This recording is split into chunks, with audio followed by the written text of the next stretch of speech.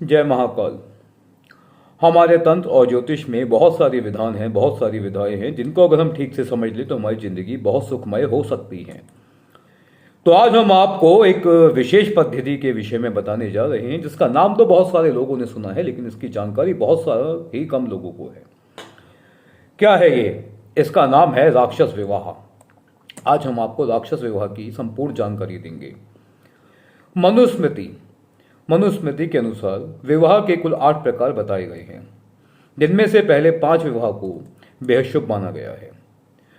जैसे ब्रह्म विवाह, ये सबसे श्रेष्ठ होता है, लेकिन जो अंतिम के 3 विवाह होते हैं इनको अनुचित माना गया है, लेकिन फिर भी हुए हैं। इसके उदाहरण इतिहास में भी बहुत सारे हैं, साक्ष्यों के साथ। तो आज हम आपको सबसे पहले राक्षस विवाह के बारे में जानकारी दे रहे हैं। इसके बाद हम आपको पिशाच विवाह के विषय में जानकारी भी देंगे। कब देंगे, कैसे देंगे, वीडियो के बीच में मैं आपको बता दूंगा इसके विषय में। ये एक प्रकार का गंधर्व विवाह ही होता है। गंधर्व विवाह को हम आज के समय के प्रेम विवाह भी कह सकते हैं, जिसमें कन्या व पुरुष अपने परिवार की आज्ञा के बिना विवाह कर लेते हैं। राक्षस विवाह में वर पक्ष के लोग तो विवाह के लिए तैयार होते हैं, लेकिन कन्या पक्ष के लोग इसके विरुद्ध होते हैं। इसमें कन्या को बहलाना, फुसलाना, झूठे वादे भी किए जा सकते हैं, इसमें कोई भी संशय नहीं है।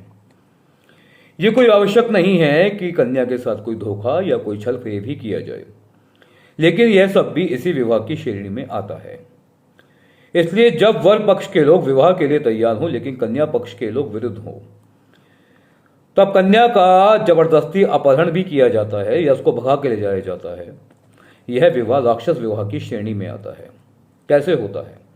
राक्षस विवाह होने के लिए सर्वप्रथम कन्या की सहमति लेना आवश्यक होता है, अन्यथा वह पिशाच विवाह की श्रेणी में आता है। जैसे मैंने आपको कहा था, पिशाच विवाह के विषय में बताऊंगा, लेकिन इसका पूर्ण विवरण मैं आपको अपने अगली वीडियो में दूंगा। इसमें कन्या की अनुमति की आवश्यकता नहीं होती। पिशाच विवाह में कन्या की सहमति के द्वारा अपहरण करके या भगाकर उससे विवाह कर लिया जाता है, तो उसे कहते हैं राक्षस विवाह।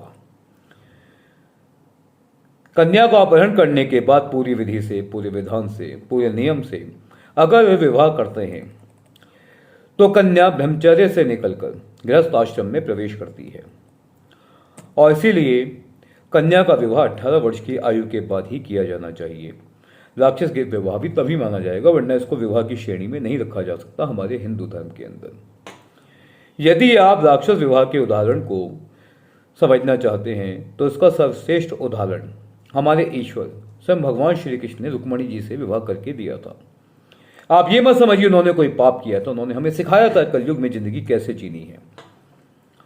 रुक्मणी से विवाह करने के लिए भगवान श्री कृष्ण के घर के सभी लोग तैयार थे, अर्थात वर पक्ष तैयार था, किंतु रुक्मणी जी के परिवार वाले तैयार नहीं थे, अर्थात वधू पक्ष तैयार नहीं था। जैसे कि मैंने पहले भी कहा था, वर पक्ष का तैयार होना, वधू पक्ष का तैयार ना होना, किंतु कन्या सहमति हो, तो यह कहलाया जाता है राक्षस विवाह। तो रुक्मणी जी को तैयार करके श्री कृष्ण जी ने विवाह किया था, यह राक्षस विवाह की श्रेणी में आया था। इसी प्रकार भगवान श्री कृष्ण की बहन सुभद्रा जी का विवाह जब अर्जुन जी से हुआ था, तो यह विवाह भी राक्षस विवाह की श्रेणी में आया था, लेकिन पूर्ण राक्षस नहीं, क्योंकि वधू पक्ष में कन्या के जो भाई हैं भगवान श्री कृष्ण, वो इस विवाह के लिए तैयार थे, लेकिन बाकी लोग तैयार नहीं थे, इसलिए ये राक्षस विवाह की श्रेणी में आएगा, लेकिन आंशिक रूप से। जैसे कि महाराज पृथ्वीराज चौहान जी का विवाह संयोगिता के साथ हुआ था, यह विवाह भी राक्षस विवाह है। अगर कोई भी व्यक्ति इस प्रकार का विवाह करता है तो उसके लिए क्षमा याचना उसको करनी होती है। क्षमा याचना कोई साधारण नहीं होती।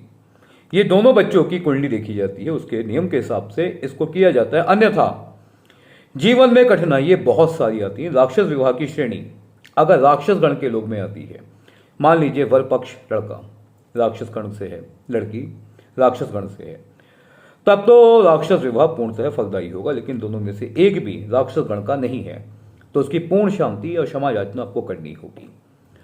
इसके लिए अपनी कुंडली को किसी अच्छे ज्योतिषाचार्य को दिखाकर फिर आप इस राक्षस विवाह को संपन्न कर सकते हैं, और इसके बाद इसका प्रायश्चित भी कर सकते हैं। शुभ फल अवश्य प्राप्त होगा। जय श्री कृष्णा।